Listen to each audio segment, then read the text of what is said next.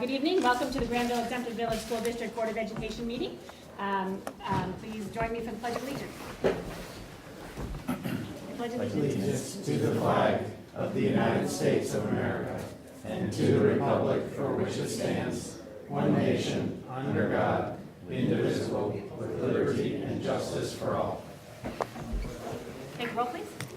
Dr. Corman? Here. Ms. Deeds? Here. Mr. Miller? Here. Mr. Collins? Here. Okay, good evening. We have a couple of staff reports. We're going to start with Mr. Bernath, who is going to give you a testing update. Great. Thank you, Mr. Brown. It's everybody's favorite topic is testing, so I'll make this very brief. We've had some changes in state testing and also local choice testing that we want you to be aware of from a test reduction standpoint. So we're really going to go look at this from a grade level perspective, and if you have any questions, obviously, as we're going through this, please just jump in. The very first thing is the state this year has really made a concerted effort to look at reductions in testing. So of course the first thing I'm going to talk about is a test that we had to add this year because of state rules, and that was this particular test right here. We have to now test somewhere in the K through 2 band a cognitive test for students. This is called, we choose to use the InView test. If you have children that have already gone through 3rd grade, we now have to give that in K2 and in 3 through 5. So we're going to keep the InView test in 3rd grade, but we had to add it somewhere in this battery, and we're going to add it in 2nd grade. The reason we chose 2nd grade was at that point, students don't have the test read to them, they have to do the test on their own. We get varied results back here when the students have the test read to them. It becomes more of a listening test than an actual cognitive test at that point. So we felt very comfortable moving in here. However, along with that change, because we give math tests in reading and math already, and the state's now letting us use that for gifted identification and for other diagnostic type tests in 2nd and 3rd grade, we're going to take away the Terra Nova reading and math. So even though we had to add the ability test here, we're actually taking 2 tests away at 2nd grade for a net loss of 1 at that particular grade level. Same thing with math at the 3rd grade level. We're going to keep the Terra Nova 3rd grade reading test for this reason. It's part of the 3rd grade reading guarantee. It gives students another opportunity to reach that benchmark, to be able to go from 3rd grade to 4th grade reading in the state of Ohio. So we don't want to take that opportunity away from students, and we're still going to give that.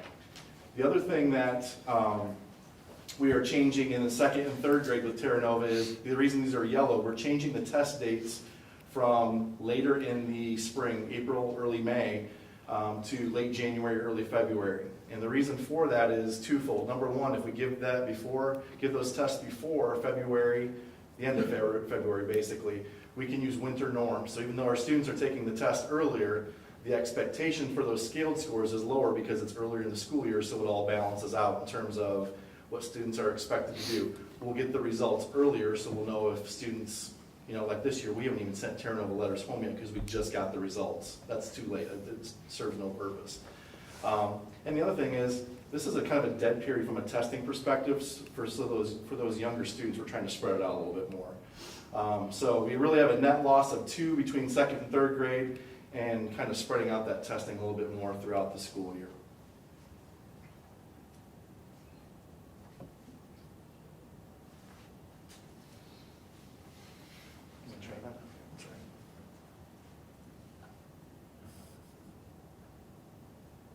Jeff, this is not helping your Mac. I know. At least I'm not. In 4th and 6th grade, the state test for social studies is no longer present. They've disbanded that test, and it's up to us locally if we want to replace it with the test. We have to assess in 4th grade. We do plenty of assessment in the classroom. We don't need to add any more assessment. So we're not adding a Terra Nova there, and there will be no state test in 4th grade social studies, and the same thing for 6th grade social studies. Along with that change, we have chosen to get rid of the 8th grade social studies test as well. Really at that point, it just becomes a gifted identifier for us, and we are identifying so few students by the time they get to 8th grade that it's really not worth testing the whole grade for it. We don't get any good information in terms of class placement that we don't already have from previous tests. And frankly, parents can ask for testing anytime they want to. If their child's not gifted, we can provide that testing at any point during the school year through the ESC. So there's still that opportunity that's present there. So those are all reductions. There's nothing added to any of these grade levels. And then finally, in the high school level, there are no tests taken away here, except you won't see end of course exams through ACT. They're just continuing those tests, so we won't be giving those in chemistry, English 11 and 12, and pre-calculus, and algebra 2. Those are the tests that will disappear there, so those will not be available. So in general, that's the reduction. The state is looking at reducing some of the high school testing there, probably English and U.S. history and or government. May or may not be on the chopping block by the end of this school year for next school year. But we'll kind of wait and see what happens. And depending on what happens there, that may change some of the things that we do at the lower grades especially. The only thing that I would like to add to this conversation is, as you know, a lot of the things that have been guiding our work has been the innovation process. One of the action research groups really actually looked at state assessments and assessment in general, and looked at how can we reduce. So that's why we felt it would be important to come and say we've intentionally tried to reduce additional assessments beyond what happens in the classroom, because we know that classroom assessments probably are the most valuable to the teacher and to the student, because that's how we adjust instruction. These are more system level assessments that give us more programmatic, a better look at programs, but we have a pretty accurate picture of our programmatic needs. So I feel like this is a good opportunity to step back and be intentional about that reduction, because it aligns with another recommendation from the innovation process. What's your kind of sense at the state level about their feedback on this, and how our advocacy in supporting less mandatory testing has gone, and what's the general trend there? Are we getting some traction there? Yeah, so I think the biggest traction was around ESSA, the reauthorization of the Every Student Succeeds Act. And what most educational groups, including us, we've been advocating for sticking with federal minimums. The state of Ohio consistently exceeds the federal requirements for accountability. And so this is the elimination of 4th and 6th is one of those first steps by the state to actually align with the federal minimums. Because a lot of the rationale for these assessments is that it's required for accountability and for funding at the federal level. Well, if the feds aren't requiring it, then that need goes away. So I think you're starting to see a shift. That really started way back with the park conversation, and then has morphed into, let's really just try and do a little bit more or a better alignment with what students need. So I think our advocacy efforts have been spot on, and people are starting to listen. Fantastic. Well worth it. Thank you. Okay? Thank you very much.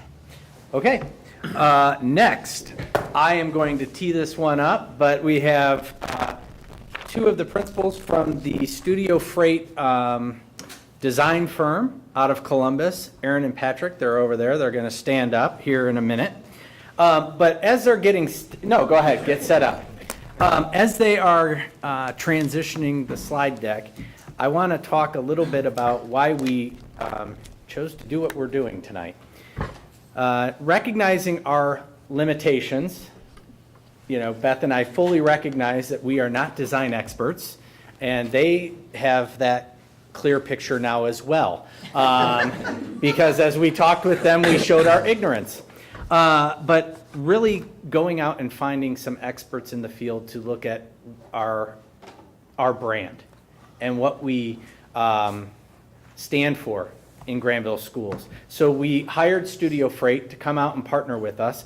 One of the things that I have to say is I've always been a firm believer in process and product. Process can be just as important as the product that's created, and I can tell you that I have thoroughly enjoyed this process with Studio Freight. They've been phenomenal. They've listened. They've challenged, they've questioned, and their process was unbelievable. And they're going to talk a little bit about that tonight.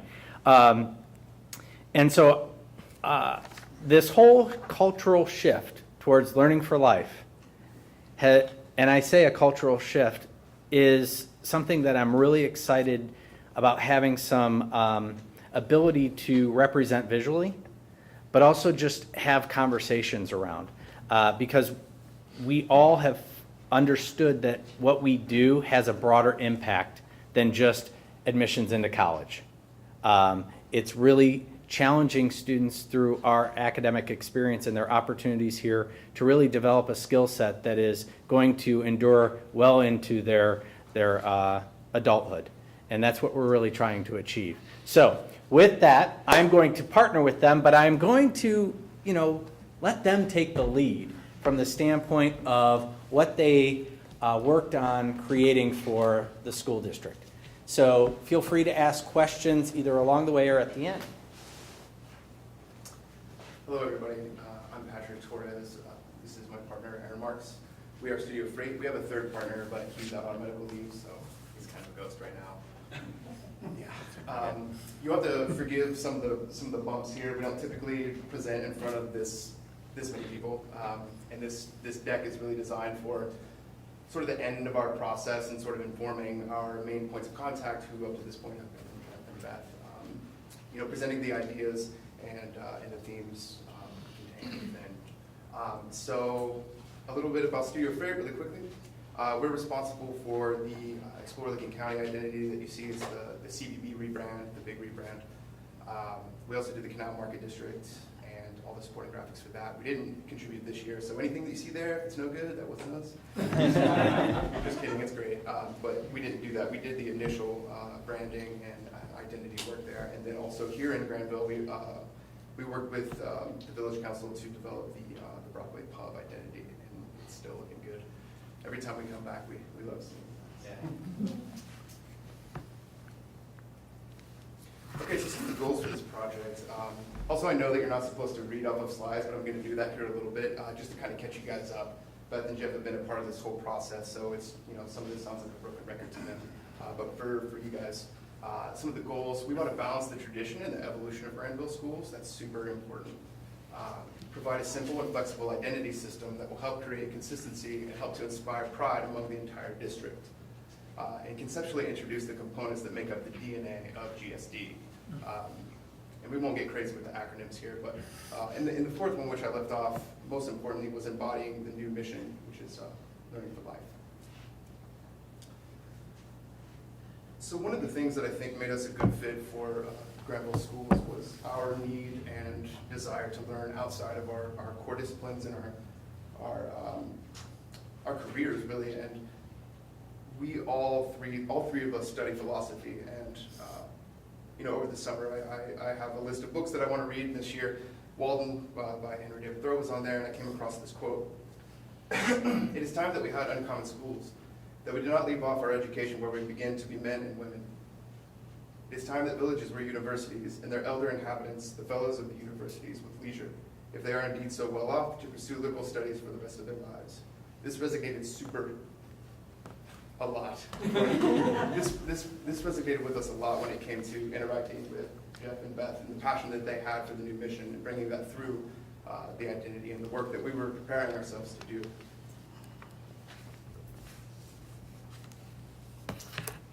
So that begs the question, what does it mean to be an ACE? This is something that at the very beginning of our process, this question surfaced and sort of stared at us. I mean, we just really didn't know. And you'll get a sense of how we discovered what that meant. But what does it mean to be an ACE? It means never taking the easy way out. Excellence is the rule, not the exception. Always having a place to return or to go home. Our schools and our families are one and the same. Our future is just as important as our past. It means we are learning for life. So what does that look like? The letter G signifies the location of Granville itself. It's become just as important as the people, right? This place, home. The path. Every student has a different path in life. For many Granville residents, it begins here and a cycle of returning support is created. Kids leave, they go to college, start a career, maybe come back, do the same for their children, so on and so forth. The arrow, let's see, is there a pointer? Yeah, the arrow conveys forward motion within the outside of the community. And this is a symbol that represents the cycle of learning for life. This is the visual, this is learning for life, the mission visualized. So this is all supported by the community, right? So we created an alternate version of this G. The 3 breaks in the G help to further distinguish from other logos that we found that sort of have a similar shape, or what we call a silhouette. We happen to find in this particular instance that Burton snowboards, oddly enough, sort of have this same quality to it. So we made sure very early on to distinguish ourselves from that. At the beginning of this process, we have to go through a rigorous vetting process to make sure that it just happens that sometimes you accidentally or subconsciously have those ideas in your mind and you apply them to things. So we make sure that we're breaking away from that, just for a little context here. And at this point, at this stage, this looks nothing like that. So the 3 breaks that you're seeing at the very top of the path, the bottom, and then sort of closing within, all have a different meaning, right? And those speak to the three pillars of Granville School District, which we'll get to in a second. They also help to create visual impact and differentiate it from other marks and make it more interesting and more dynamic of a mark. You'll see how that's applied later in the presentation. So this mark actually has a lot sort of packed into it, right? The G itself is contextual, like I mentioned. It represents the town itself, the location, right? And then missional, arrow path represents the cycle of learning for life, which is more like a verb. So these are the 3 pillars that I was talking about. In our conversations with the staff, the administration, and the students, we kept hearing these reoccurring themes over and over and over. And those are the things that we really love to hear and see, because we're able to take note of those things and bring them into the visual identity that we're creating for you guys. First, the parents. The top path represents the beginning of that journey that students will take through their time here at Granville. At the very bottom, the base, that represents the care and the dedication of the staff and the administration. And the arrow itself represents the cycle for learning for life for the students and how they're completing that. So there's sort of a story packed into this mark. It's not just a G. It's not something that we found anywhere in a font or just we thought it looked cool. I mean, we do, but that's not the point. So here it is at varying sizes. It's important to us as designers from a technical point of view that this thing is visible on a business card or on the side of a billboard. That's a strong design principle that we bring to the table, that we're making sure that this thing is going to work anywhere we put it. So here's the system itself. One of the key things that we knew we had to account for when starting this project was there were a lot of inconsistencies in terms of how each school was representing itself, how the district was representing itself, and how we needed to close the gaps between those. And how do we do that? So this is an example of how we did. Consistent font usage, sizing, and scaling relative to the mark itself. There's a clear pacing with the mark, starting with the mark, the G, reading Granville Schools, and then Learning for Life. This is very much like we read a piece of paper or a paragraph in a sentence, right? So we're sort of taking in that cognition that humans naturally have to lead somebody through a design like this. Okay, so the ACE. This is a big one, right? This is probably one of the funnest parts of this project. We're saving that for later. We'll show you a little bit more. But yeah, as the mission of Learning for Life becomes the primary visual element for the Granville Schools identity system, the spade will shift to a supporting role, where the G symbolizes a commitment to lifelong learning, both inside the classroom, both inside and outside of the classroom. The ACE is the visual benchmark of excellence during that pursuit. It's sort of like your own gold star. I mean, how many school districts have their own gold star? It's very Granville to me, in a good way. So the meaning of the spade, or the ACE embodies excellence in character and in work. The spade does not encourage egoism or boastfulness. Rather, it calls students to rise above indifference. The spade does not, or the ACE, does not necessarily symbolize a perfect score. Instead, it represents a student whose heart and mind is devoted to learning for life. In the end, the results aren't as significant as the journey. So you're starting to see this visual narrative and how it's coming together. The idea of the path, the journey, what a student would go through, coming through the Granville School District, and how that's now built into the DNA of everything.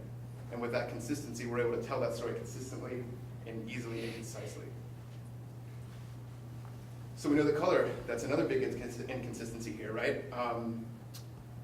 Now, This one's a little tricky because everybody has an opinion on color. Color is difficult. We knew that we couldn't change it from the dark navy Granville blue, and we would never attempt to do that. And what you're seeing here on screen is not an actual representation of what that'll be. It's a lot closer to what's on that wall. You can never get projectors quite right, so don't blame us for that one.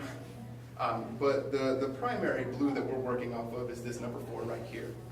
So what we do when we establish a color system is we want to make that flexible as well, because we see and we take note of how people are actually using this color system, and no matter how much you try to box people in, they're still going to add gray, and they're still going to add white when you don't want them to.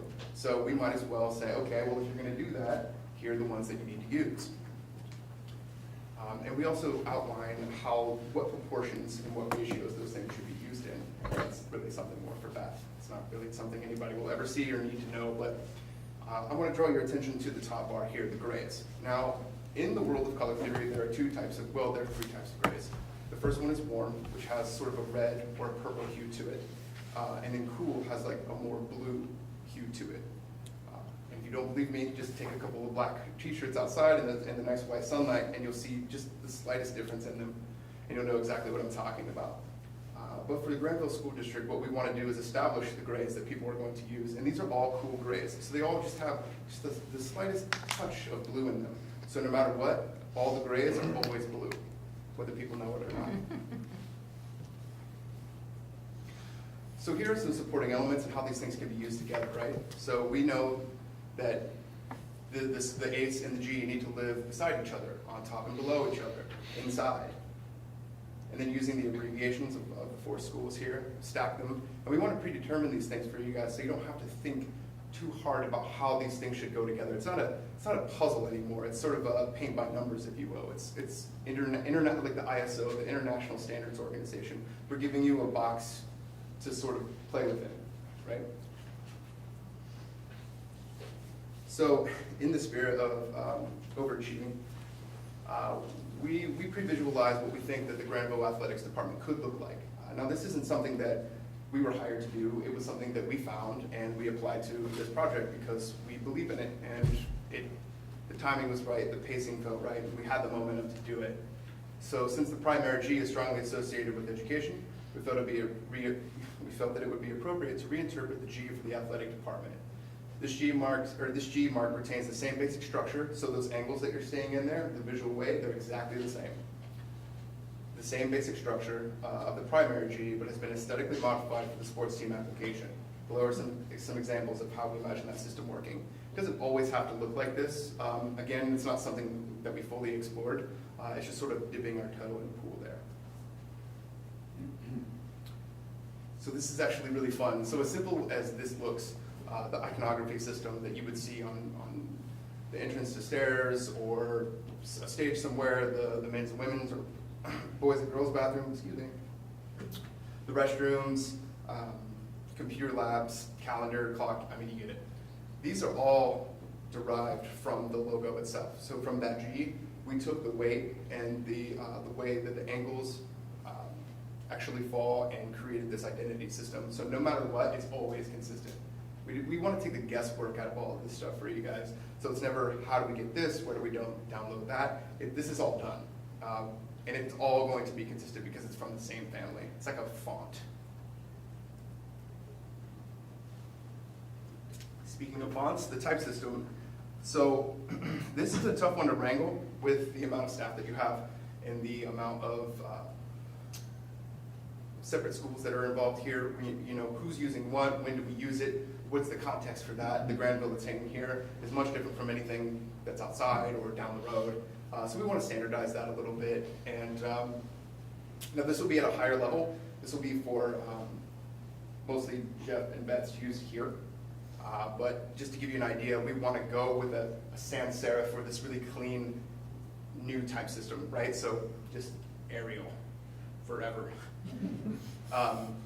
Times New Roman does have its place, other serif fonts do, but for the new updated system, we want to ensure that consistency, and we want to use something that looks like Gordita here at the top. And that's the font that you see in the new logo itself, and that you're going to see throughout the application of all the materials from here out.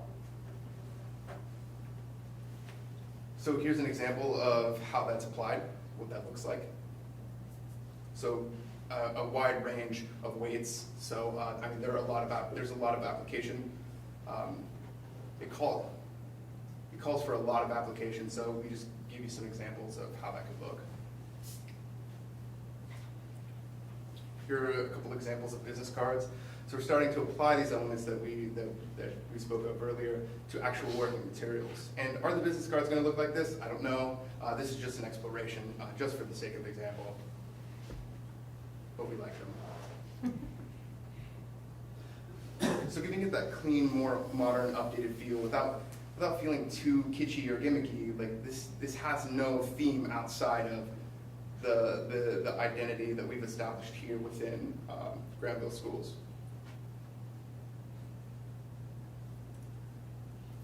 So this is a funny little thing. When we first started this project, Ryan was kind enough to take us around to all the different schools, and every time we went to a new school, we had to check in at the office. And when we checked in at the office, we had to get some sort of pass, and it doesn't matter who you're with. If you're just like three guys walking around an intermediate school with a camera, you're gonna get weird looks from people. And it's just like this funny little thing that we discovered, you know. Everybody probably feels a little bit uncomfortable when they're walking into an unfamiliar space for the first time, and you have all these children just staring at you, and teachers are like, what the heck are these guys doing here? And this is really one of the only pieces of physical, what we call collateral, that we got to interact with. So we thought we'd riff on it and have a little fun with it. And these would just be on a badge, right? So just passing through and checking in at the front desk. They told me I had to wear this. Introducing a little personality into it. I mean, just because it's a visitor's badge doesn't mean we can't have a little fun, right? She stopped you.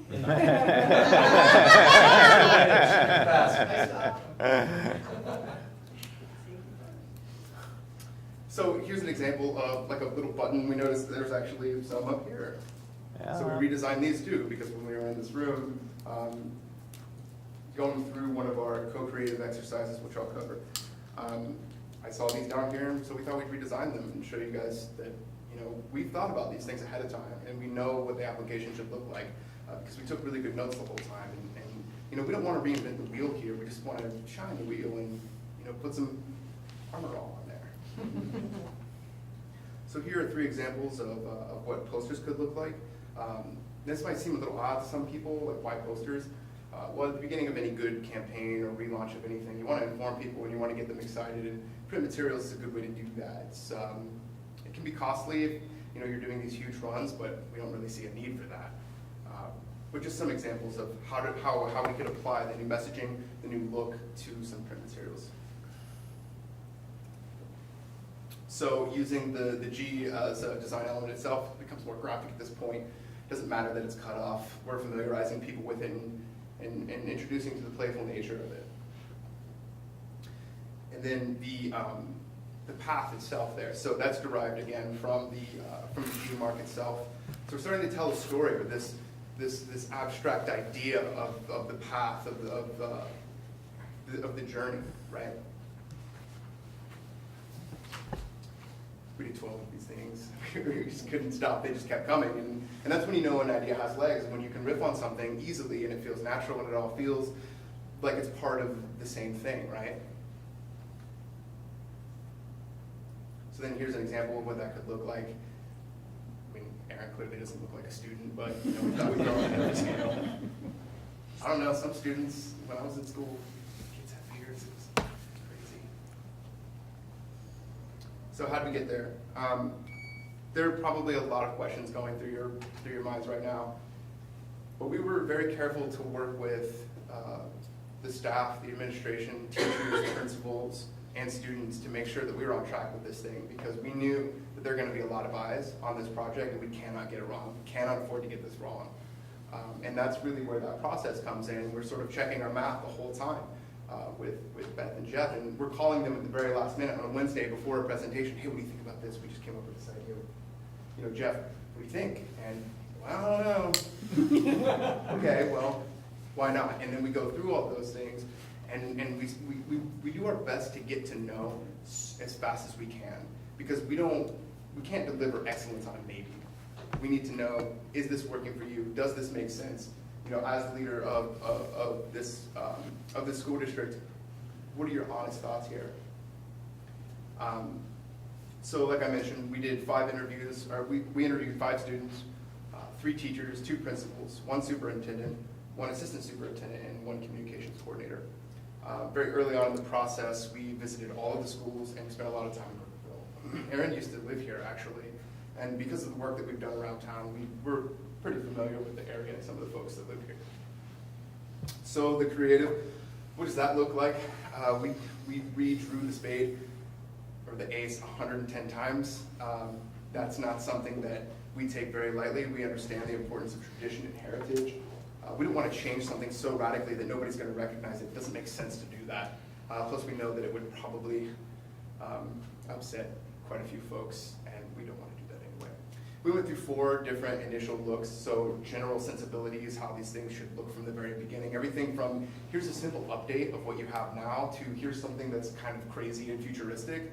And just as we suspect with most projects, we landed somewhere kind of in the middle, which is typically where we want to be. But we just want to make sure and always present a spectrum. You know, are you looking to stay traditional, or are you looking to go crazy? Because we just don't know. And if somebody's never gone through that process before, they don't have the vocabulary to tell you whether or not that's where they want to be.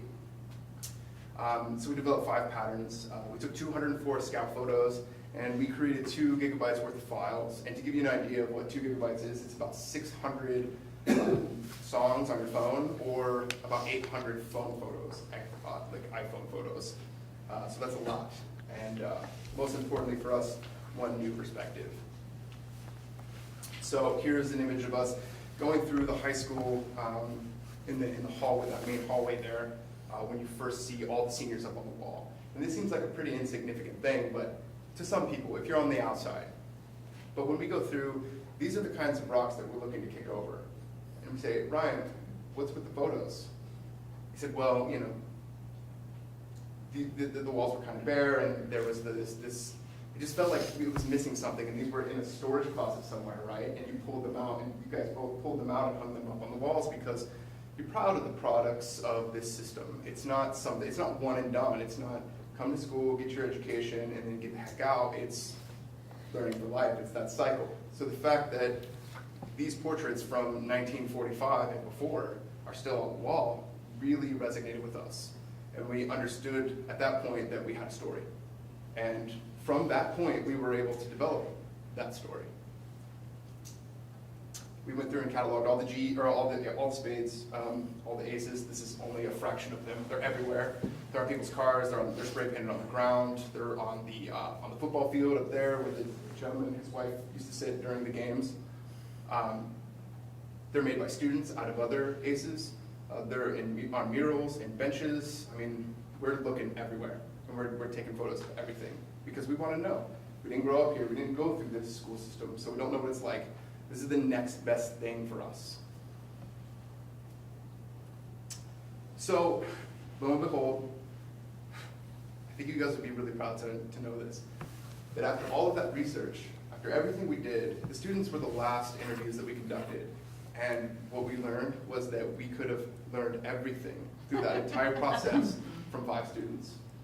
And it was a good mix too. So there were seniors and there were juniors, there were freshmen and sophomores, and it seemed like they had a lot of different perspectives on life and what they wanted to get out of it. But some of those recurring themes that I mentioned at the beginning of the presentation came through every single one of them. There was never a doubt in our minds that these kids weren't completely committed to the things that you're doing for them and that they're doing for each other. So what does it mean to be an ace? It's hardworking and compassionate, responsible and committed. The underdog that works the hardest. You have to have the courage to pick yourself back up. It's a sense of community and home when returning. It's an interesting idea, home, right?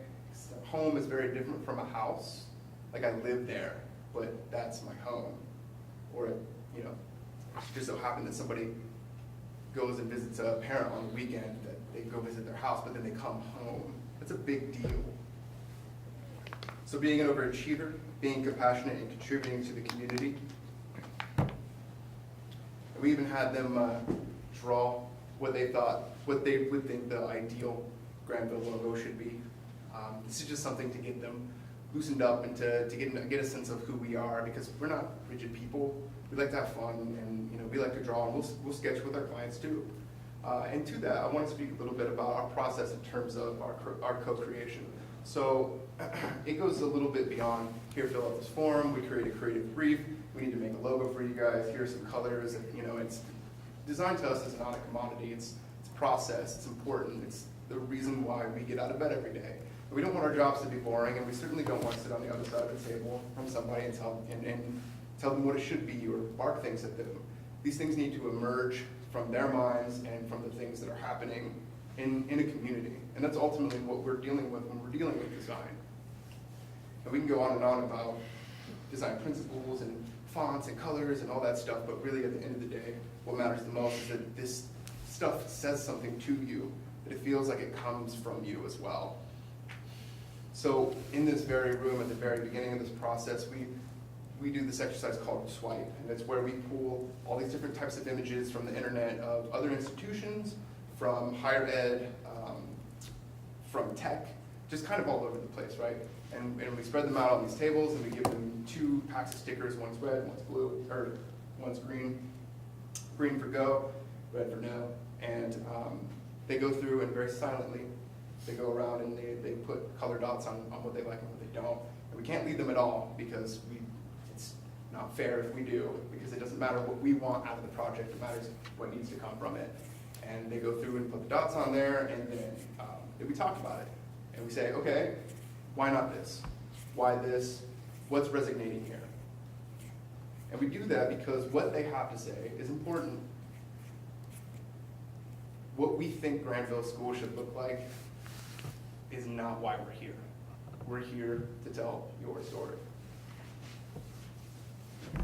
And I have to tell you, so it's great that Aaron just clicked on that, because that's his hand noodling.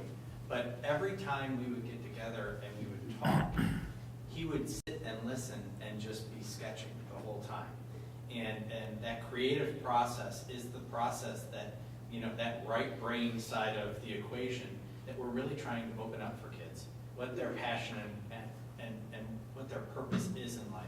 So in a lot of ways, Studio Freight embodied exactly what Learning for Life is through this process. And it kind of struck me at the end of the process, okay, you are embodying exactly what we want to create in our own students. Because it isn't just a job, it's a passion. It was clear in everything that they did, and they truly listened. They had a level of expertise and skill that when we asked the questions, there was a rationale. And so it was that perfect blend of creativity, the art and the science of design, which is exactly what we talk about in the schools, being the art and the science of teaching. So it really was kind of just a perfect example of an organic process that embodies Learning for Life. So, go ahead. Sorry. That was good. Yeah. That's good. We feel the same. Yeah, so there's a lot that you're not going to see, and that's intentional. For as much as we want to share everything that we do with you guys, it's just, sometimes people have a tendency to get hung up on things. Well, I like this, and I like that, but it's not really about what you like, right? It's about what makes sense for a bigger system. Just the same as it doesn't make sense for us to do what we like. So just a little bit of our process. We sketch on paper most of the time, which is pretty uncommon in design these days, unfortunately. But we find that the best ideas sort of come from themselves and from within. We sort of let things rattle around and let our subconscious play on the page a little bit. This is actually the beginning of the mark that we arrived at. It started super, super small and on a line. Like, that's just, anybody can draw that, right? Like, it's easy, it's simple. But most ideas are, right? Most good ideas are. So here are the 110 spades or aces that we developed. They're all unique in some way, whether you can see that or not. We tried everything, absolutely everything outside of making this thing 3D, which it's not right to begin with, right? This is some of what it looks like.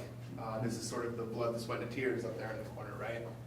Every imaginable type of font, arrangement, lockup, idea, weight, little badges, little exploration, things that don't even make sense. You know, we're just trying to get a sense of what this thing should be. I mentioned this idea of emergence earlier, right? Like this thing has to, it's almost like it arrives after time. It doesn't, it's not just boom, here it is, or Aaron reaches across, you know, the table and says, hey, I found it, I got it. You know, it's not like that. I wish it was sometimes to make our job a little easier. But you know, you start to see little things in here, like literal translations. So you remember that ace that was made from aces? There it is in a pattern. You know, we're trying these things because, well, if it's here, it's got to make sense to somebody for some reason. Can we apply that somewhere somehow? Maybe. We don't know. We have to try things, and we have to, this is what throwing things at the wall looks like. So we show slides like this, and we talk about process like this because 9 times out of 10, actually 10 times out of 10, people will show 5 concepts, 3 to 5 concepts max, and people will say, well, I want to see more. Why do you want to see more? Well, it has something to do with how people think about value.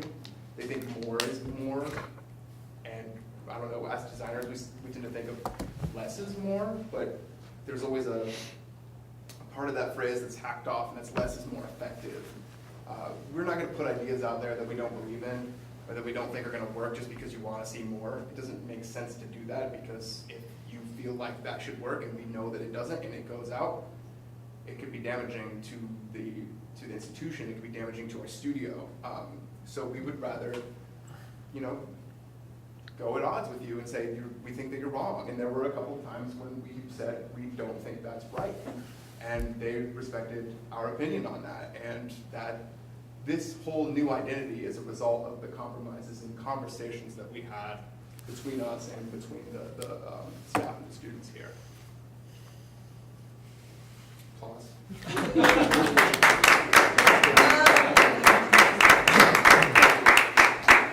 So, again, we started this conversation last year around the mission and getting something simple, but yet something that everybody remembers and really connects with our community and what we're trying to achieve as a governance body, but really what the teachers are trying to do every single day in their classrooms. You know, what they've created is, if you look at that document over there, it had our old mission statement that nobody in this community knew, not one, including many of the board members. No offense. Yeah, absolutely. But now we're getting to a place where we have a simplistic identity that communicates a lot more. And so that ace with the lines going out now is going to become this new pathway that has the energy and the story about the 3 pillars and the notion of learning for life embedded within it. So we are really excited to kick this off at the convocation and communicate more broadly as we engage in implementation of project-based learning. And as we start to tackle some of the initiatives that are on deck this year, like global language and the Chromebook initiative. So all these things are kind of dovetailing and coming together and convening at the right time. And the creative spirit that they had was fantastic. And you know what's funny is, you know, there were times where they could sense I was uncomfortable. And I have always said to my staff and to the board, sometimes tension is necessary for improvement. You know, being uncomfortable leads to growth. I can tell you that it led to growth for me because I'm a very traditional person, and they challenged that tradition and said it doesn't have to leave. You know, the ace, the spade, you know, that's still heavily present. We don't want to eliminate that. We want to make it fit. Yeah. And so part of what happens in any process is anytime there's a change, tell them what's not changing before you change something. And I think what's not changing in this new design model is the ACE. Because as I said at the athletic meeting the other night, being a blue ACE means something. And it embodies those values and principles that complement learning for life. And that's what we want to create and communicate on a regular basis to our staff, students, parents, community. So I think we've done that. What questions might you have for Aaron and Patrick? We are not taking questions. I'm only kidding. What are your thoughts? Initial reactions? Yeah, please. I think with the story behind it, it sort of means something, but I think, like, we have an awesome brand, right? And like Granville Schools is just like fantastic in brand. You ask anybody around the state of Ohio about the county Granville, like, oh yeah, like cute little town, good schools, right? It's like, we have that essence of brand there, right?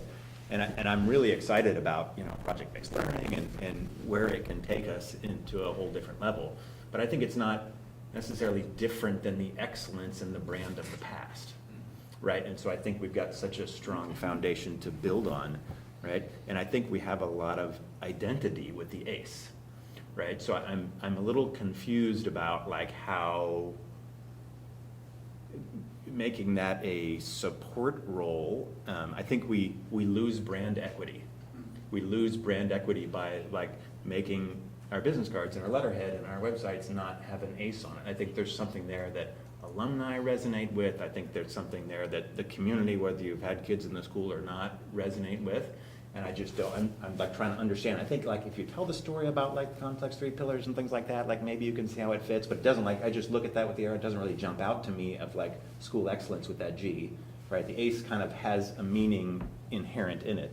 And I'm not sure how you blend those. There are a couple ideas about an ACE inside the G or a G inside the ACE, but those seem a little complex to me. So I guess I just kind of wonder about how much brand equity we're losing, right, relative to our image as a community and so forth, right? And I don't mean to be critical here, but I really want to ferret that out to understand it better. I don't think when they say a complementary role, it's not a devaluing of the ACE. Not at all. So it's actually, redefining the ACE towards learning for life. And there's no way, I mean, Thomas, we could work for 4 years, 5 years and try and eliminate the ACE. There's no reason or rationale to do that. Yeah. It stands for something. Yeah. What we wanted to do is tighten it up and make it consistent because there were so many variations of the ACE out there. And so what we tried to do is complement that logo, so to speak, with that ACE that is going to endure well beyond any of our tenures. So it's equal in value. You show them the base of the ACE and how you match the angles. One thing they didn't show you is all the math that goes into this. As a word person, it's beyond me. But all the angles, you can see a little bit there with the lines. It's a little hard to see. It's hard to see exactly how the cuts on the base of the ACE will complement the angles in the G logo. So in this project, we use something called regular angles, 30, 60, 90, 120 degree angles to create all of these things. So we also use perfect geometry, complete circles and squares for everything, 90 degree everything.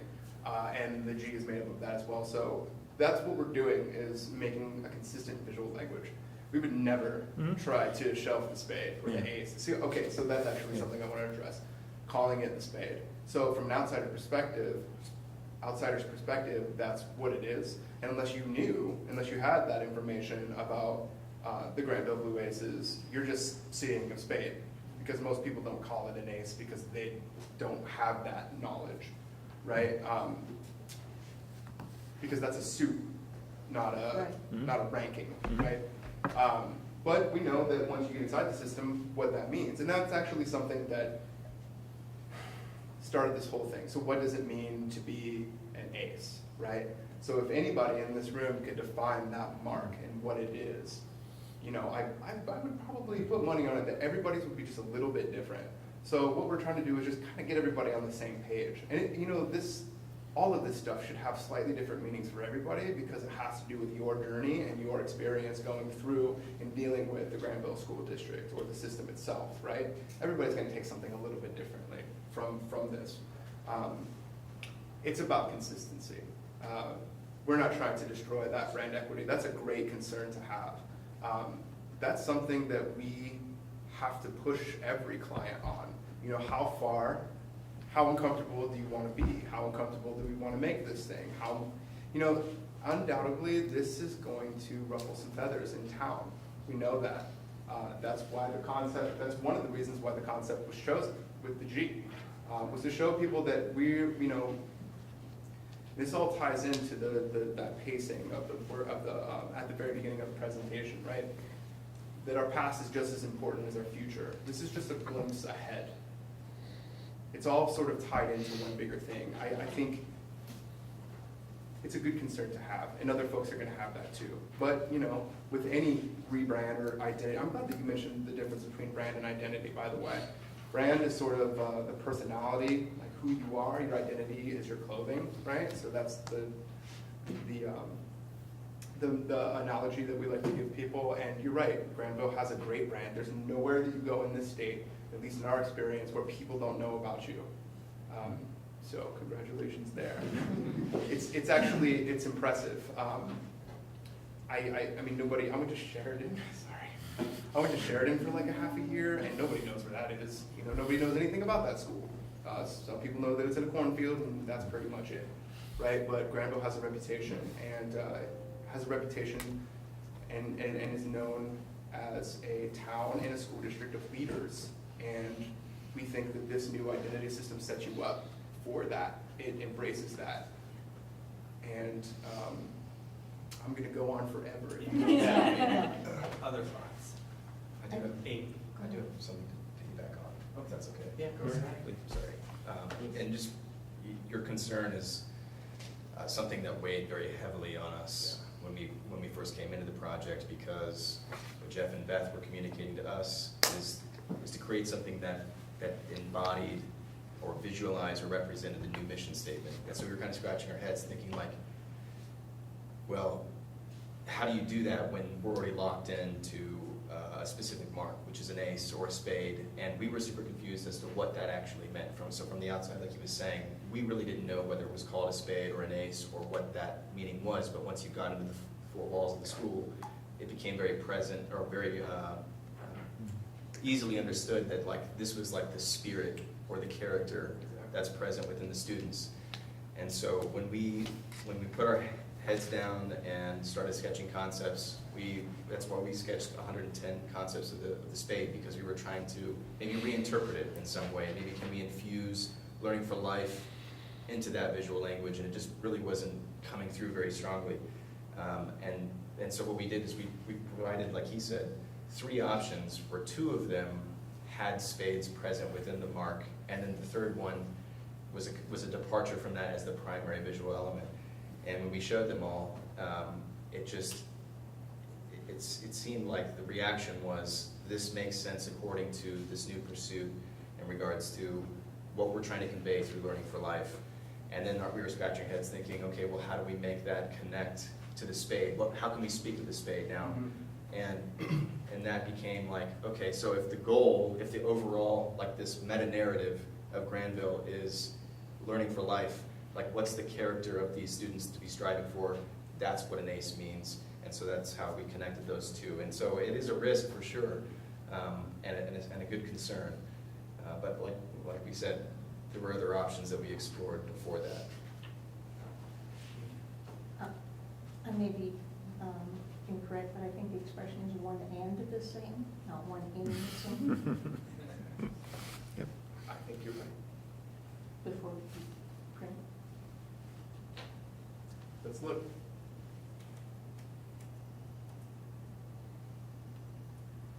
Where did you see that?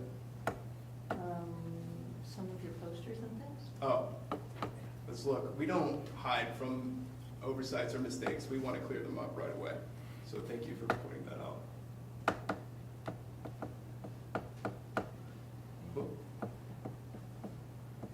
Up there, our school.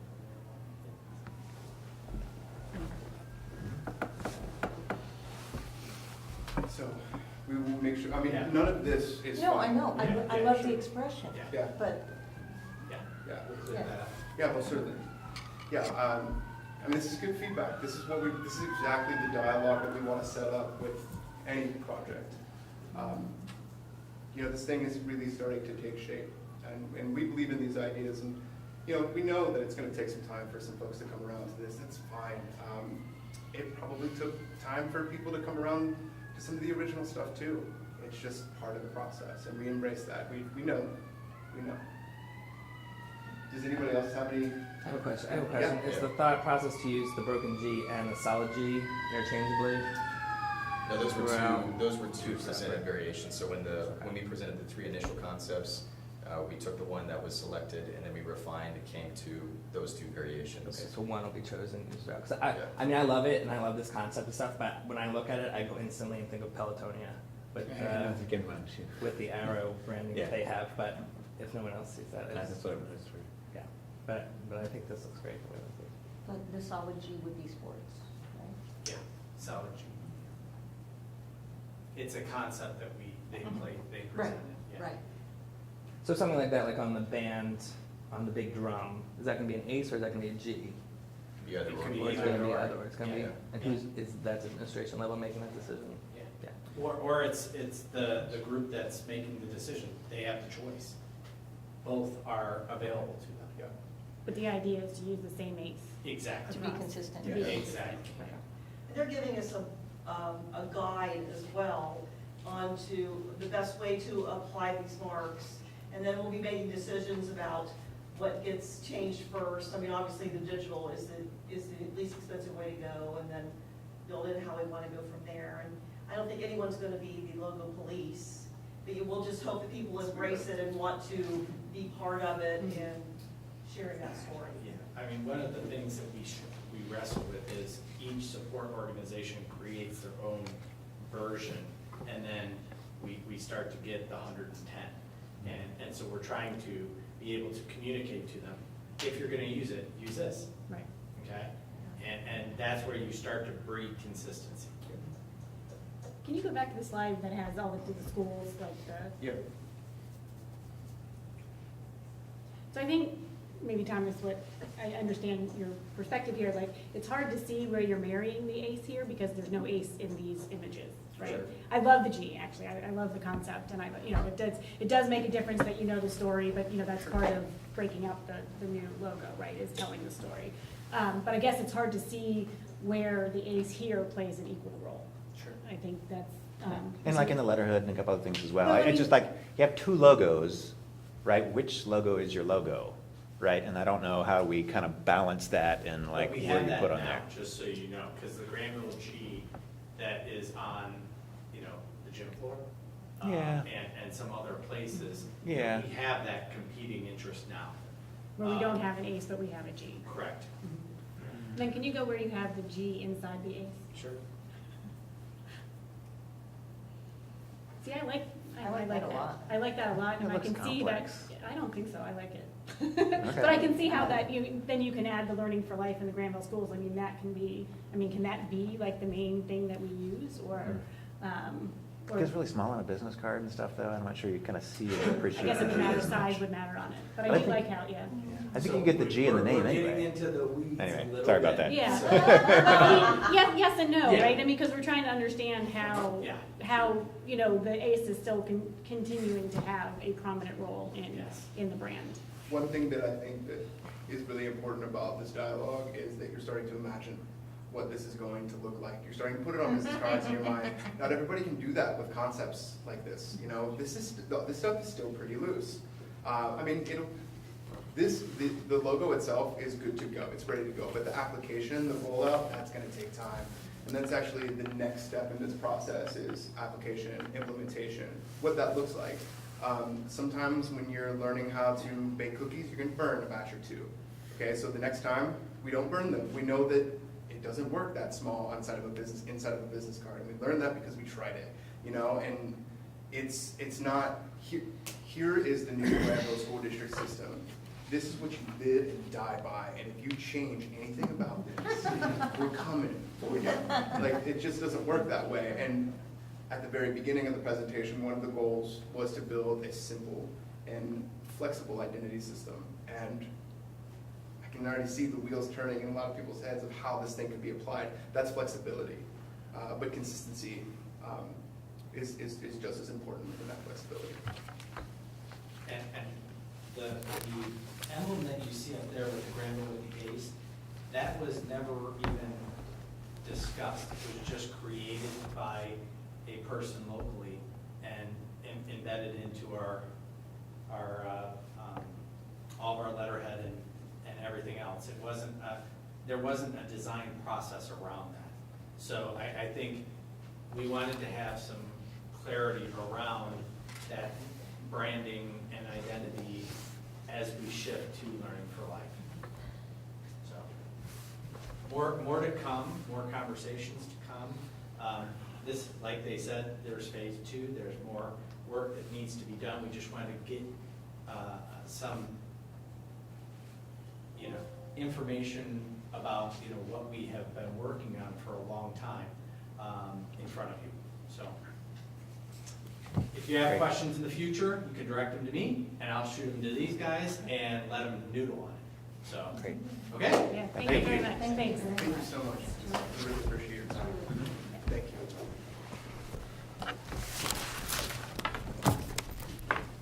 Now I can't see.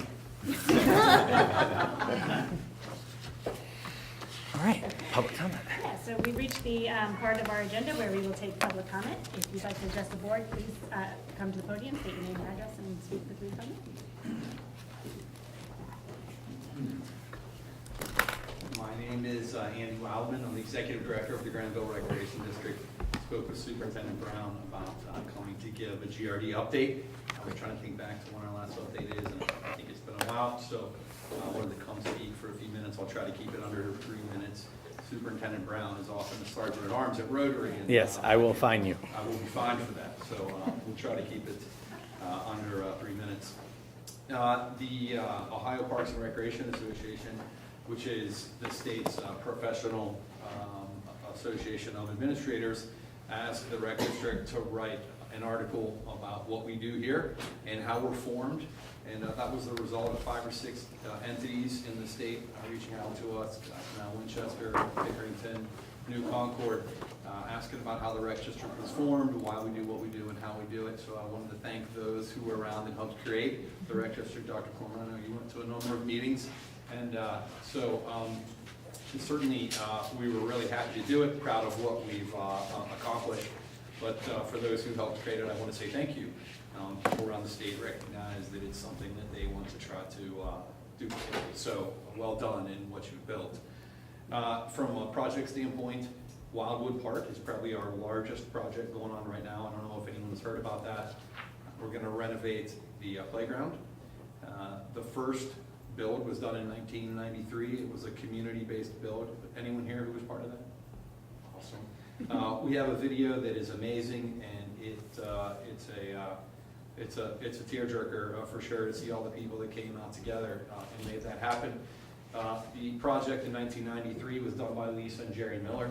It was a $200,000 project that they fundraised for. About $75,000 cash, about $125,000 of in-kind materials. What we're going to do this coming spring, hopefully, is going to be anywhere from a $280,000 to a $400,000 project, depending on what we do with a safety surface, if we have a board in place or if we have mulch. So working through the fundraising process, we're trying to fundraise the entire project. Something that the Board of Trustees thought long and hard about. How do we approach that from a funding standpoint? And everyone agreed that fundraising was the best way for us to tackle this one. So more information to come. We'll probably see some big fundraisers and things like that happening. The Kiwanis might be voting this evening to make it a legacy project. The Board of Trustees for the Kiwanis unanimously approved a $75,000 legacy gift and up to $25,000 of fundraising in the next year as part of a lead fundraising sponsor gift for the project. So excited about that, and certainly excited about the project and what it can mean for Wildwood Park. If you've been there recently, like all playgrounds that reach 25 years old, it's time that they need some work. So it will no longer be wood, no more splinters. So certainly looking forward to that from a maintenance perspective, as well as the person in the pool of God, my daughter's hand.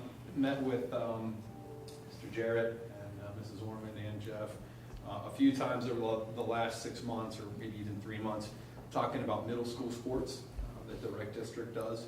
We're currently doing 9 middle school sports. And lots of questions from folks as to how we approach those. Should they be paid coaches? Should we cut kids?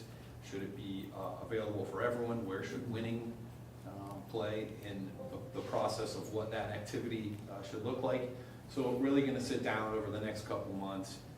Jeff and I spoke about it last week, and just to list all the questions and figure out how we want those middle school sports to look like when we are doing them in the rec. We've gotten all 9 of them in their own way. For example, Babe Ruth has been middle school baseball, has been in the rec historically forever, and was part of the rec commission for a very long time. Historically, they cut kids, and it was a volunteer coach. Middle school tennis, middle school soccer, we have a paid coach. And so, should we have a paid coach? Should we not have a paid coach?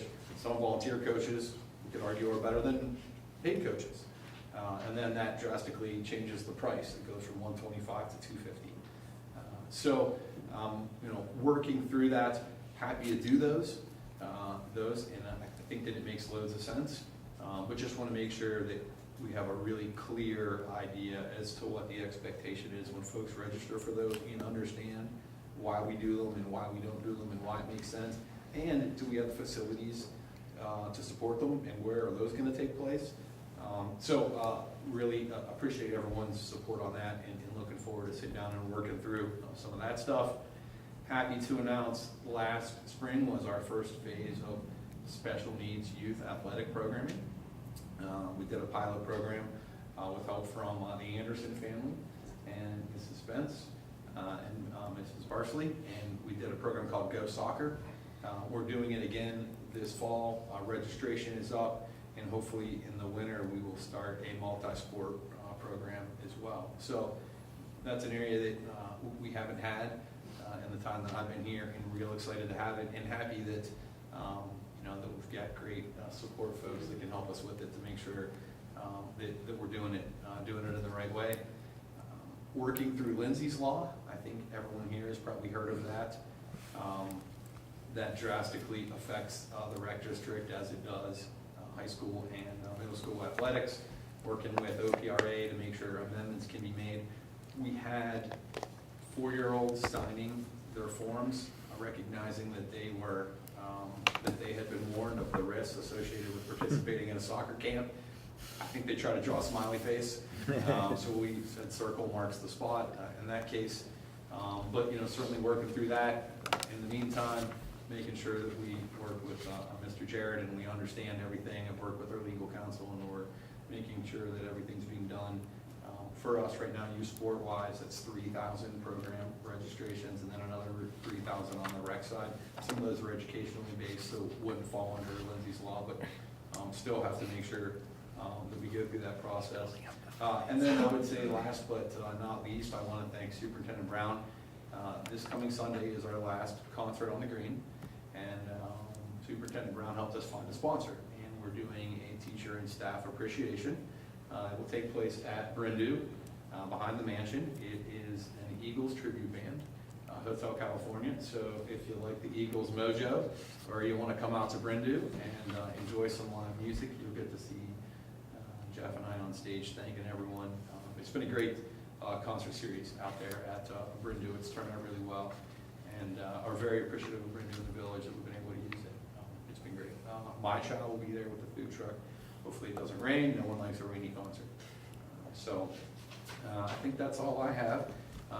Any questions about the rec district? And that was 7 minutes, so I will. I will be 5 minutes You will. necessary. Yes. All right. Yes. Thank you so much. Thanks. Would anybody else like to address the board at this time? No? Okay, we'll move on. Action agenda? Okay. Oh, no, sorry. Yeah. I do this every Board- time. yeah, board Every discussion. single time. Yes, we're gonna have board discussion if you wanted to ask, Yeah. talk about anything that we've, has come up in the meeting so far. But one quick thing about GRD and middle school sports. What's kind of our direction as a district in terms of how many sports are being managed by GRD and how many we're sort of keeping internally? Or how has that balance been working and where are we headed with that? I think the reason why we're meeting is because we need to reassess that and make sure that we're still in line with the current thinking.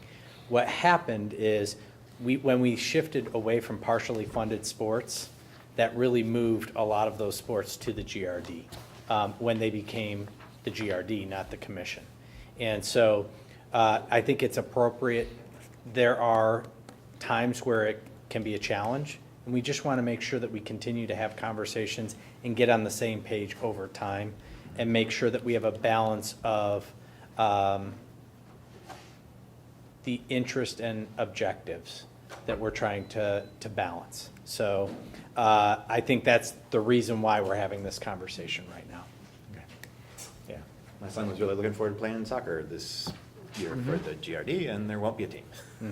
So we just kind of missed the ball there, and I don't know why we're not having a soccer team, but I guess there's not enough kids, they all went elsewhere and so forth. So I think it's good to at least communicate out, and make sure people are sort of aware what the direction is and how committed we are to various things and so forth. So appreciate hearing feedback on those Yeah, discussions. no, I think it's always been a little confusing as to, Right. we call everything middle school soccer, middle school tennis or whatever, but it's not always a school thing, it could be a GRD thing. So Right. sort of that, clear messaging, as to how it all fits together, I think is, like you said, would be a good, outcome. We understand and appreciate exactly what you're saying, and that's why we're talking. How many sports do we have that are middle school sports truly and not DRD run? District owned? It'd be cross-country track, football, basketball, wrestling?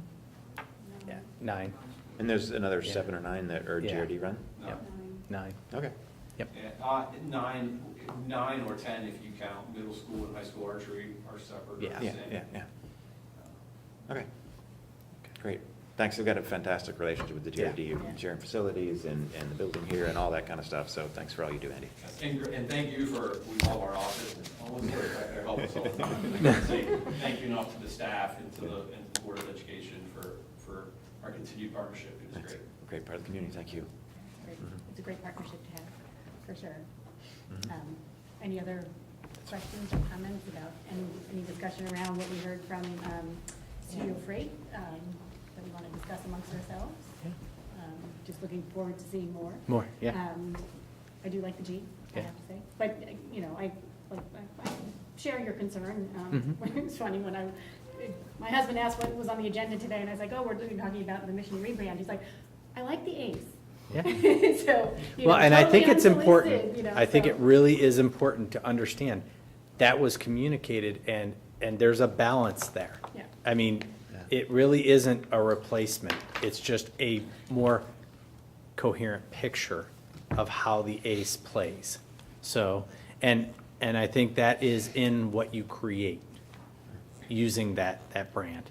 But again, this is outside of my comfort level. There's a little bit of trust. I mean, listen, I feel like I kind of gave them Mission Impossible, create a new identity, but stick with this. Yeah. And they were like, well, how do you create something new if it's only that? So I think there is some evolutionary processing that's going to have to take place. But there's a good structure. One thing I do like about it, though, is like with what we have now, schools is very little. Yeah. And it's, predominantly Granville, whereas in the new stuff, it's, Yeah. The school is what's emphasized. And Yeah. I like that shift, I Mhm. have to say, because that's what we are. Mhm. So, I've been a part of lots of big corporate rebanding projects and things like that. It's kind of typically the thing does, when a CAO comes in, they make a new logo and new colors and name and things like that, right? I think it depends sort of like directionally where you're looking to take the organization versus historically, right? And a lot of times these things happen at a time when you really need to shift gears, right? Where you're really not doing so well and you really need to do something different. But I think that we have kind of a unique opportunity that historically we're very comfortable and very strong and, very excellent, right? But we want to build on that excellence as opposed to like, man, we went bankrupt, so we better make a new logo, I mean, we're not in that situation. We're really in the situation where we've got, a long legacy of excellence, right? And I think, I kind of cringe every time I hear them call it a spade, right? And maybe people outside call it a spade, but I've never heard anybody in Granville call our logo a spade. I think it's an ace, and I think ace has other implications, right, of excellence, right, that There are are 3 wonderful. other aces in the pack of cards. They're right about that. Yeah. It's Yeah. a suit. Yeah. But I think that, And I've just, heard it from just people the, who, I've heard it from people who aren't familiar with Granville, they say, well, you guys are the spades. yeah, Yeah, but again, I think their messaging is enter a student, leave an ace. They're playing off of that language, recognizing that the ace is really a spade to the rest of the world. yeah. So, again, it's Yeah. the story. It's the king suit, though. Yeah. Okay, should we move on to action agenda then? Okay, action item 8.01 is the appointment of a delegate to attend the annual business meeting of the Ohio School Boards Association. Not it. I need a motion. So moved. Have a second? Second. Thank you. Okay, so now Russ has done it the last 2 years, and I understand, when you're working with the dynamic of not being present, sometimes your name gets added to the action item. But if anybody is interested, we would love to add your name in. Tell me about this I think it would be a meeting. conflict of interest to nominate oneself, so since I made the motion, I'm exempt. From nominating yourself? Yeah. It really What's is. the content of the meeting and what's the gist of it? It's mostly to talk about the legislative platform. You get to see, it's usually, the teacher of the year gets presented there, the state superintendent speaks. So there's a couple of fanfare kinds of things, but, the main point of it is there's a legislative platform that you get ahead of time and then they discuss it. Sometimes ad nauseum, but that's the main point of it, is to set the legislative agenda. It's worth doing once. In checking carefully on my calendar, I noticed that's a weekend that I am planning to have a 3-day weekend because it's a family weekend at Olin and so forth, so I'm thinking I will not be here that day. Okay. On the 13th, because the 14th, 15th, I've got events and stuff like that. So I officially did check. Andrew? Oh, no, I'm sorry. No. November 13th or October 13th? Yeah, November. November. Yeah, I was gonna say, it's not a weekend. Oh, Oh, man, I a can't 3-day claim weekend. anything on my calendar that day. Yeah, I'm volunteer. Okay. So I will write in Thomas Miller unless I hear an objection. Go for it. Yeah. Okay, We would do Next it year. standing yeah. All right. Take the roll, please. Ms. Deeds? Aye. Mr. Khan? Aye. Mr. Miller? Aye. Dr. Corman? Aye. Thank you. Okay, the next item is the 8.02, the approval of Sports Safe contract with the Sports Safe vendor for the drug testing program. So moved? Second. Thank you. Okay, just so you are aware, we did receive the corporate background check on this company, and there were no red flags. Bricker and Eckler completed that process. So once this is approved, we'll continue to work with them and refine the process and make sure that it is airtight. Any questions? Take the roll, please. Mr. Miller? Aye. Ms. Deeds? Aye. Mr. Khan? Aye. Dr. Corman? Aye. Thank you. 8.03, approval of the bus routes for the 17-18 school year. So moved. Second? There are no changes. So one of the things that we are going to do is we're going to try and contract with Pete Chapisky, who is he still with OSBA? He's at OSBA. Yeah. To try and do another analysis of our routes and make sure that we're operating as efficiently as possible. Tanya has been trying to work with Pete to get that up and running. Not to affect this. That would be. a Not change to for the affect, coming yeah, that would be in the future. Thank you for that clarification. Any other questions? Take the roll, please. Ms. Deeds? Aye. Mr. Miller? Aye. Mr. Khan? Aye. Dr. Cornman? Aye. Thank you. 8.04 is an agreement with the Learning Spectrum for our special needs population. So moved.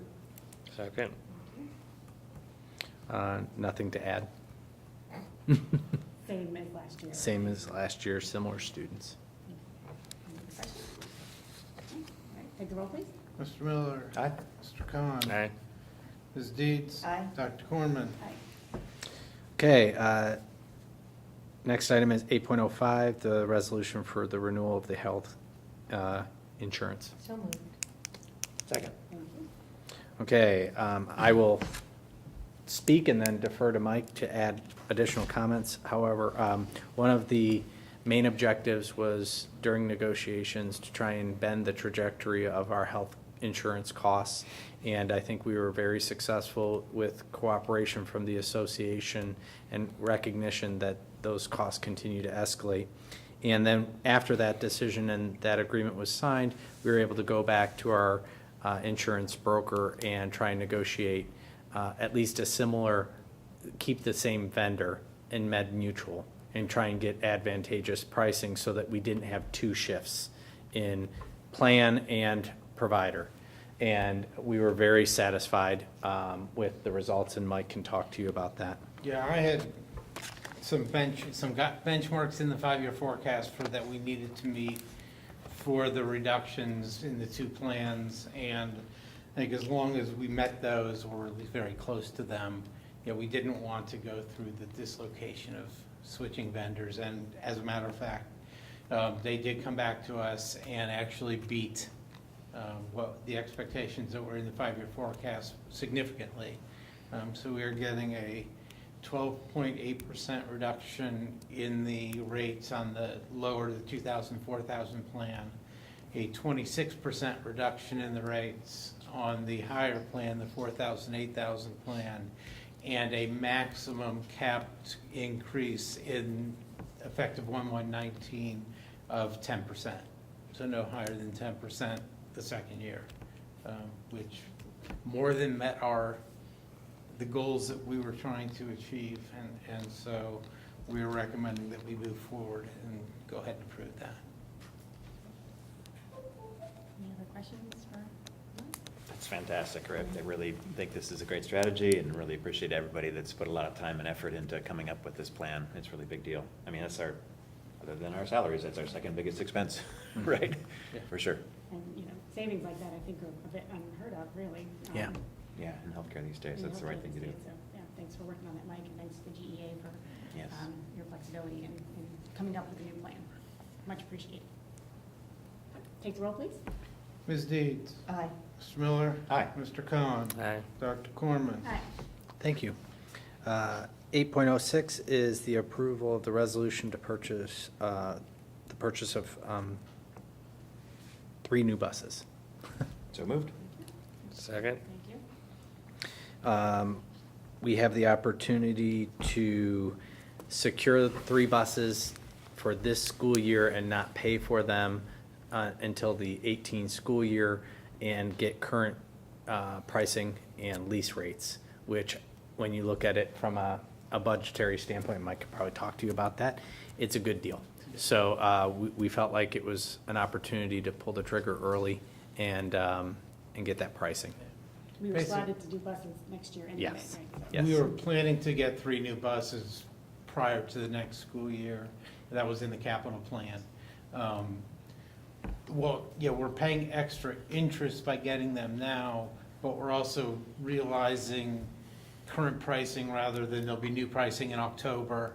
And the chances are the increases in October are going to be greater than the amount we're paying in interest as part of the lease purchase, because the interest rate's only 2.75%.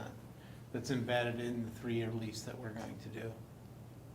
And so it's a net savings, plus it gets us, we're replacing one bus that has handicap, accessibility, and then 2 standard 78, 9, 77. 7, and it was 70-something passengers. So you have to buy the handicap one and you lease the others? Is that the We're way that leasing all works? 3 of them. Leasing We will all do- It says, oh, Lease- the lease purchase of one Yeah. bus. And Oh, the lease handicap one's purchase different. of 2. Different amount. Oh, yeah, got it. Yeah, It's the the- same mechanism, right? Same mechanism. And what's the term of the lease? How long? It was up to, originally gave us a 4-year lease, but that really throws off our schedule. I had them redo a 3-year lease.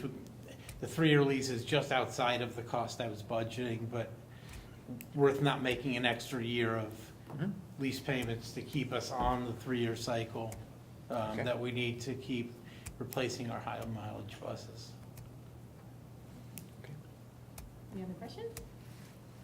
All right, take the roll, please. Mr. Miller? Aye. Mr. Cohen? Aye. Ms. Deeds? Aye. Dr. Corman? Aye. Okay, next is the consent agenda, A through C Through D. through D. A through D. Motion to approve? So moved. Second? Second? Thank you. Okay. So, as always, we have several donations. I'd like to call your attention to a couple of them. One is the award of $7,500 to Jim Redding from the Martha Holden Jennings Foundation for the continued work on the land lab. I've been working to develop the relationship with Martha Holden Jennings Foundation for a while now, and they only give one award to one science teacher a year, and Jim received that award, and I think he impressed everyone up at the conference, the annual conference, because they were talking about project-based learning, and he had tangible evidence of that. So fantastic opportunity for him. And then we have a variety of different donations for the GHS band, which, you know, continues to impress everybody who interacts with it. So we have several supplementals, and then a couple of last-minute hires for the new school year. And, you know, the resignations are really opportunities for people to pursue other options or other employment. Travis Blackstone served for several years at the intermediate school and made a huge difference with our students. So with recognition of their and appreciation of their service, I recommend their resignations. Do we have a new girls JV soccer coach in place of Dennis? There's a JV soccer coach Yes. resignation.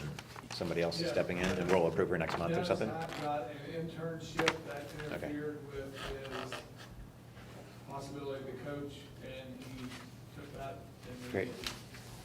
Great. I heard that we had somebody else picked out that looks like they're good as well, so we'll get that approval at some point. Megan Prime. Yeah. Cool. Couldn't pay for it. Fantastic. Is this our last classroom hire for Jason Mellencamp at the Yes. 4th grade level? So we're all good Yeah, for there? And we are ready to roll. Is he a spouse of a teacher? Yes, he is Elizabeth Mullencamp's husband. All right. So, Any other questions? Take the roll, please. Ms. Deeds? Aye. Mr. Miller? Hi. Mr. Cohen? Aye. Dr. Corman? Aye. The monthly financial report for July. Motion to approve? So moved. second. Thank you. I am actually not going to talk about the monthly report because it's 1 month into the year. The revenue is, the timing's not right with the property tax, so making everything look haywire anyway.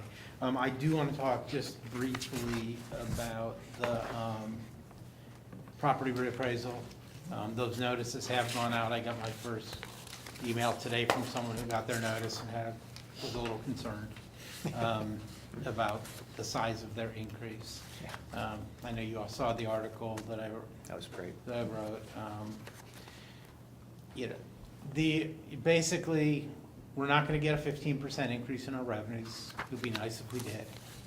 We won't. We'll probably get about 1.5 or 1.6% increase, because we only get increase on our inside millage, which is only 10% of our total millage. And keep in mind, that's a 3-year increase. So we're getting a 1.6% increase over 3 years. So in reality, it's about a 0.5% increase per year is all that we're getting. I think that a lot of what's going on, and the person I did hear from today is someone who's been in their home a long time and is concerned about what it's doing to their property taxes, and the difficulty it may cause for them to, continue to support the schools down the road, which is why we are looking at the option of doing an earned income tax. I think, given, what we're hearing is going to happen in a lot of the people who have been in their homes a long time this time, where they may more uniformly be above the 15% average increase and therefore seeing increase in taxes, that the earned income tax may give us an opportunity to pursue additional revenue that we need without adversely impacting those on fixed incomes, especially our seniors on fixed incomes. And also, based on data we have, putting more of the burden on the people who are using the schools. A significant portion of the earned income is in the families who are sending kids to the school district. And so it may do a little bit better job of putting the burden on those using the schools and easing the burden off those who may have used the schools in the past, but no longer are. So I wanted to talk just a little bit about that today. Probably a more important issue than the financial report, which will start having more meeting in a month or two. So if any questions about what's going on? I assume we'll be talking about our strategy more as we move forward. We will probably start having conversations either in September or October. If we're going to go the income tax route, the deadline for the initial filing with the Department of Taxation occurs in early January. So it's probably a decision we're going to have to make by the time of the December meeting if we are going to go down that route for the May election. For the election, right. For the May election. Other questions? Take the roll, please. Sorry. Mr. Miller? Aye. Mr. Khan? Aye. Ms. Deeds? Aye. Dr. Foreman? Aye. I make a motion that we adjourn. Anybody want to second that motion? Second. Excellent. Take the roll, please. Ms. Deeds? Aye. Mr. Miller? Aye. Mr. Khan? Aye. Dr. Foreman? Aye. Meeting adjourned.